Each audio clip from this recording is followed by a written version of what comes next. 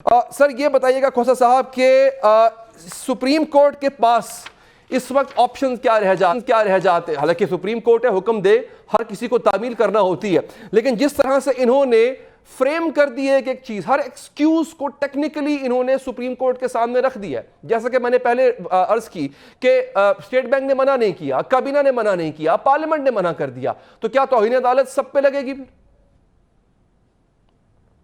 देखिए अली, ये तो आपने रिवर्स बात की है। हुकूमत जितना ऑब्स्ट्रक्ट कर सकती थी, जितनी डिफायंस कर सकती थी, जितनी जो है आइन की धज्जियां उड़ा सकती थी, जितनी तज़हीक सुप्रीम कोर्ट की कर सकती थी, जितना रियासत को डाउनग्रेड कर सकती थी, जितना इलेक्शन से भाग और फरार इस्तेमाल के हर पे कर सकती थी।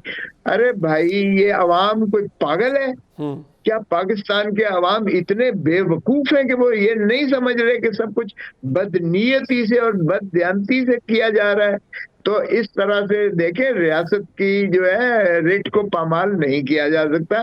सुप्रीम कोर्ट इतना मजाक नहीं है कि अब एक एक करके ये आप देखिएगा, ये अपना जो है ये 100 लित्र भी खाएंगे, पंजाबी में कहते हैं 100 गंडे भी खाएंगे। ये इलेक्शन नहीं सर, देखिए बात यह है कि ये तो बात है ना जज्बात की, लेकिन यह बात हो रही है टेक्निकलिटीज की। कानूनी तौर पे उन्होंने टेक्निकली काफी चैलेंजिंग बना दी है सूरत हाल। और मैं वही अर्ज कर रहा हूं कि अब अगर सुप्रीम कोर्ट किसी को जिम्मेदार ठहराती है इसका, तो किसको ठहराएगी? क्या पूरी की पूरी पार्लियामेंट जो है इसके शिकंजे में आएगी? एक्सक्यूजेस जो दिए जा रहे हैं सर, जो उजर दिए जा रहे हैं, बड़े टेक्निकल है। अली, ये मजाक कर रहे हैं। ये they are playing with the constitution and they are playing with the judiciary। तुम्हारा क्या ख्याल है कि ये कह रहे हैं कि बड़ा अकलमंदी से कर रहे हैं, बड़ा ये इतनी हिमाकत कर रहे हैं, ये रियासत को तबाह कर रहे हैं। ये अगर आइन इस मुल्क में, अगर सुप्रीम कोर्ट की इज्जत नहीं है, अगर सुप्रीम कोर्ट नहीं है, तो then there is no rule of law. अब होने ये जा रहा है कि 90 दिन के बाद 2/3 पाकिस्तान में कोई हुकूमत नहीं होगी, कोई रियासत नहीं होगी, कोई कानून नहीं होगा। तो ये बनाना रिपब्लिक से बदतर हो जाएगा। अब आप जज्बात की बात करें, जज्बात की बात नहीं है। देखें, आर्टिकल 190 कहता है कि all executive authorities, all authorities have to work in aid of the Supreme Court। यानी सुप्रीम कोर्ट के हर हुक्म की पाबंद है पार्लियामान, पाबंद है एग्जीक्यूटिव प्रेसिडेंट, प्राइम मिनिस्टर, काबीना, ब्यूरोक्रेसी, अफवाज पाकिस्तान, सभी प्राइम मिनिस्टर की आर्टिकल 190 में पाबंद है। और ये सिर्फ उसका नहीं है, बल्कि जब इलेक्शन प्रोसेस हो, जब इलेक्टोरल प्रोसेस शुरू हो जाए, तो फिर आर्टिकल 220 में तमाम इदारे इलेक्शन कमीशन ऑफ पाकिस्तान के भी पाबंद हैं। यानी इलेक्शन कमीशन ऑफ पाकिस्तान अगर डिमांड करता है, रिक्वेस्ट नहीं करता, डिमांड करता है, तो फिर पैसा देना पड़ेगा। अगर इलेक्शन कमीशन ने तो वो भी कर रहे हैं कि मुझे डिमांड तो दूर रह गया सर, खोसा साहब सुप्रीम कोर्ट ऑर्डर दे रहा है, लेकिन सूरत हाल यहां पे ये है कि उसके ऑर्डर के एग्जीक्यूट करने के लिए आगे बहाने तलाश किए। आप सुप्रीम कोर्ट के जज हो, फर्ज कीजिए, सवाल मेरा आपसे मैं यूं कर लेता हूं, आप सुप्रीम कोर्ट के जज हो, आपके सामने केस आ गया, आपके सामने यही उजर, यही एक्सक्यूजेस आ गए, आप क्या फैसला करते? आप किसको सजा देते? यानी एक तो बात यह है कि ये झूठ है कि पैसे नहीं है। 20,000 अरब, 20,000 अरब का बजट, उसमें से 20 अरब सिर्फ देना, 21 अरब ये। और फिर स्टेट बैंक को जब सुप्रीम कोर्ट ने बुलाकर उनसे पूछा, तो उन्होंने कहा 1 खरब और 47 अरब हमारे पास जो है फेडरल कंसोलिडेटेड फंड में मौजूद है पैसे। तो ये बात जो आपने फरमाई कि पैसे नहीं है, ये झूठ है, ये साबित हो गया। ये सुप्रीम कोर्ट ने वेरी तस्दीक करने। लेकिन सर यहाँ पे अगर झूठ की सजा है, चले मान लिया झूठ है ना, मैं मान लेता हूं एक फर्ज में झूठ है, तो झूठ की कोई सजा भी तो होगी ना। अब मैं दोबारा दोहराता हूं अपने सवाल को कि आप जज है, लेट से यही केस आपके सामने आया, आपको पता है, आपका दिल कहता है ये झूठ है, मगर एक बात कि एक तो झूठ को साबित करना है, और दूसरा ये उस झूठ की सजा आप देंगे किसको? पार्लियामेंट को देंगे, काबीना को देंगे, वजीर आजम को देंगे, किसको देंगे सर? स्टेट बैंक को देंगे, किसको देंगे आप?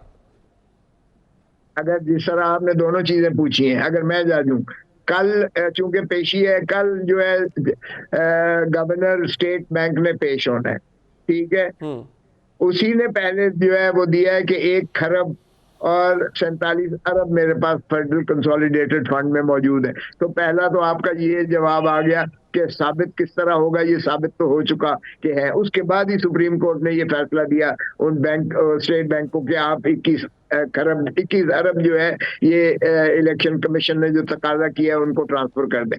अब कल ये कहेंगे कि जी हमने ट्रांसफर नहीं किया, तो पहली बात तो ये है कि चूंकि प्रेसिडेंट या गवर्नर को तो इन्होंने बाहर भेज दिया है, जो नायब उसका पेश होगा वो सीधा सीधा उसको कहेंगे कि तुम पेश ट्रांसफर करते हो या तुम जेल जाते हो, आर्टिकल 204 में। अगर वो कहता है मुझे वजीर खजाना ने किया है, तो वजीर खजाना में 1 सेकंड में 1 घंटे के अंदर वजीर खजाना हाजिर आएगा या सेक्रेटरी खजाना हाजिर आएगा, उसको कंटेम्प्ट लगेगी, वो भी अंदर जाएगा।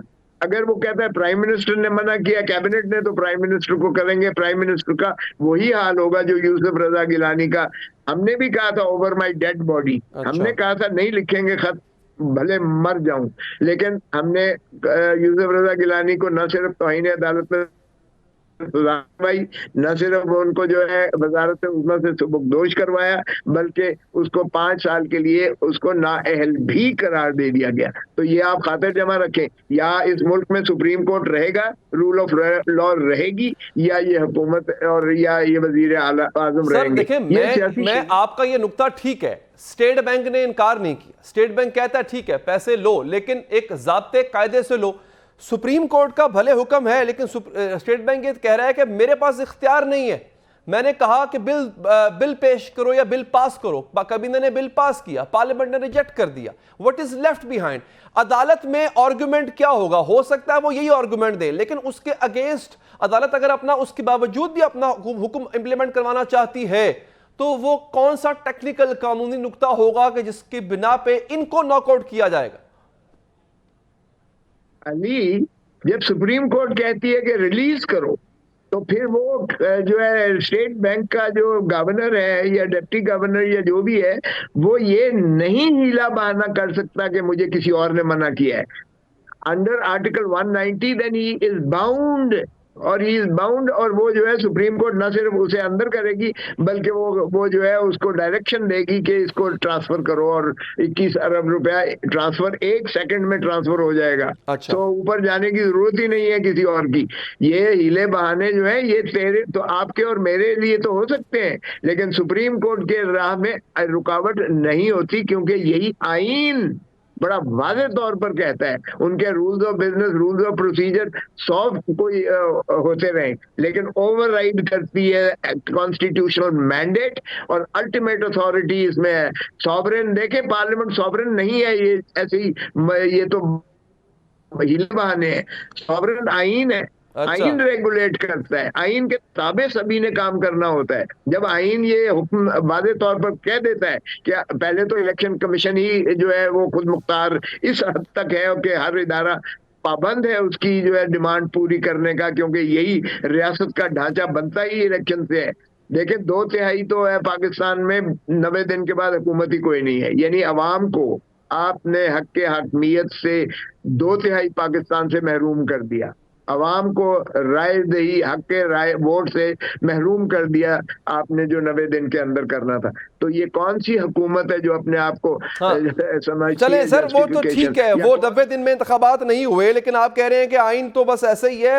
आइन सुप्रीम है, पार्लियामेंट है, पार्लियामेंट ही आइन बनाती है सर, और पार्लियामेंट ही होती है जो इस आइन में तरमीम भी कर देती है। तो फिर आप माशाल्लाह मुझसे ज़्यादा इस चीज़ को जानते हैं। हमने तो यही सुना कि पार्लियामेंट सुप्रीम होती है। खैर सर, तमाम सियासी जमातें मुज़ाकरात करना चाह रही हैं। बात हो रही है कि मुज़ाकरात, अगर मुज़ाकरात में किसी एक डेट पे इत्तफाक हो जाता है, और लेट्स से ये भी इत्तफाक हो जाता है कि एक ही तारीख पे इलेक्शन होंगे पूरे मुल्क के अंदर, तो जो सुप्रीम कोर्ट ने डेट दी है 14 मई की, क्या वो सुप्रीम कोर्ट अपने इस फैसले को तब रिवाइज कर सकती है? फिर 14 मई को ही इंतखाबात होंगे, भले पूरी की पूरी जमातें इत्तफाक कर लें किसी एक तारीख पे। देखें अली हैदर, अगर ये रिव्यू में चले जाए, ये तो बहुत अच्छी बात है, ये बहुत खुशाइंद बात है, और होना अल्लाह करे कि पाकिस्तान इस कर्ब और अजियत से जो है निकालने का रास्ता आपस में सियासतदान मिल बैठकर इसका जो है हल ढूंढ लें। सबसे बेहतर बात है, क्योंकि जब हमने पार्लियामान को बेतौकीर ऑलरेडी कर ही दिया है, क्योंकि आप जिस पार्लियामेंट का बात कर रहे हैं ये पार्लियामेंट 130 मेंबर इसमें नहीं है जो ऑपोजिशन के हैं, और पार्लियामेंट भी ऑपोजिशन के बगैर पार्लियामेंट नहीं होती है, जमहूरियत ऑपोजिशन के बगैर जमहूरियत नहीं होती है, और रियासत चल नहीं सकती है जब तक ऑपोजिशन ना हो। तो इसलिए यही एकतरफा कार्रवाई, हुकूमती काबरीन वहां बैठे हुए हैं, और इसलिए इसकी कोई अहमियत कानूनन और अखलाकन तो है नहीं। बाकी जो मर्जी ये फ्रॉड करते रहे, लेकिन फ्रॉड से रियासतें नहीं चला करती। ये बहुत खुश आइंद बात है, लेकिन फिर भी इनको सुप्रीम कोर्ट में जाना पड़ेगा, एक पिटिशन लेके जाना पड़ेगा, और मुझे यकीन है कि सुप्रीम कोर्ट इसमें बिल्कुल अपना जो है ये आपस में आपको क्या लगता है, ये कोई ना कोई डेट फाइनल कर लेंगे सर? क्या मुज़ाकरात कामयाब होंगे? आपको लगता है कि कोई पॉसिबिलिटी है इसमें? दोनों चीजें करें, सुप्रीम कोर्ट पर तो हर सूरत में अमल करें। देखें, आज ये बात नहीं है कि एक सुप्रीम कोर्ट ने एक जजमेंट दी है, और जजमेंट क्या दी है यार, उन्होंने यही कहा है भाई 90 दिन आईनी तकाजा है, आप खुदारा इस पर अमलदारी कीजिएगा, यही कहा है ना सुप्रीम कोर्ट। क्या किसी ने कहा है कि 90 दिन का आइन में नहीं मुंदरज है? किसी ने, एक जूरिस्ट ने, एक पाकिस्तान में आप वकील ने कहा हो कि नहीं आइन में ऐसी बात नहीं है, और ये सुप्रीम कोर्ट ने ज्यादती की है, फिर तो ठीक है। लेकिन अगर यही ये लिखा हुआ है कि 90 दिन के अंदर आपको जब असेंबली तहलील की जाए तो 90 दिन के अंदर जो है नॉट बियॉन्ड 90 डेज है, वो भी नेगेटिव फ्रेजियोलॉजी में मैंडेटरी है। तो फिर अगर आप आइन की इज्जत नहीं करते, सुप्रीम कोर्ट के आप इज्जत नहीं करते, तो खुदारा ये रीत मत डालिएगा, वरना फिर ज़ियाउल हक की तरह 90 दिन के 11 साल पर मुहित होंगे, क्योंकि हीले बहाने में करने लग जाए, एक दफा प्रेसिडेंट क्रिएट करे। ठीक है, बहुत बहुत शुक्रिया जनाब सरदार लतीफ खोसा साहब, आपके कीमती वक्त